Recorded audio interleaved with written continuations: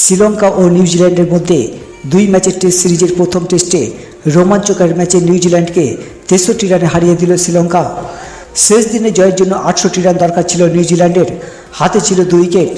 যেখানে রাচিন রবীন্দ্র 91 রান নিয়ে ব্যাট করছিলেন, তবে পঞ্চম দিনে খেলা শুরু হতেই লঙ্কান স্পিনার প্রভাত জয়সূর্যার ঘূর্ণিতে 15 মিনিট টিকতে পারেনি ব্ল্যাক ক্যাবরা, যার ফলে 3.4 ওভারে দলীয় 2 রান যোগ করার পর গুড়িয়ে যায় নিউজিল্যান্ডের দ্বিতীয় ইনিংস।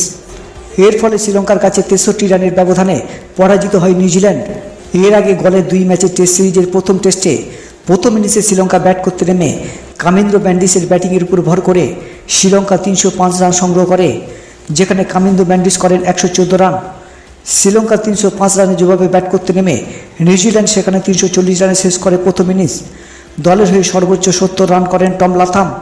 35 রানে পিছিয়ে থেকে দ্বিতীয় ইনিংস খেলতে নেমে শ্রীলঙ্কা সেখানে 309 রান শেষ করে তাদের দ্বিতীয় ইনিংস। শ্রীলঙ্কা দলের হয়ে সর্বোচ্চ 83 রান আসে দিমুথ করুণারত্নের ব্যাট থেকে।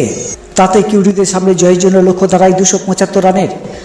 275 রানের লক্ষ্য নিয়ে নিউজিল্যান্ড দ্বিতীয় ইনিংস ব্যাট করতে নেমে নিয়মিত বিরতিতে উইকেট হারাতে থাকে কিউরিরা।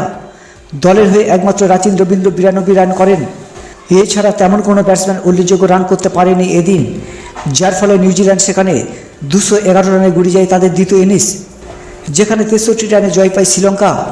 শ্রীলঙ্কার হয়ে প্রভাত জয়সূর্যা প্রথম ইনিংসে 4 উইকেট, সঙ্গে দ্বিতীয় ইনিংসে 5 উইকেট নিয়ে ম্যান অব দ্য ম্যাচের পুরস্কার জেতেন তিনি। এই জয়ের ফলে নিউজিল্যান্ডের বিপক্ষে 39টি টেস্টে শ্রীলঙ্কার এটি 10ম জয়। সর্বশেষ 2019 সালে নিউজিল্যান্ডকে হারিয়ে জয় পেয়েছিল লঙ্কানরা।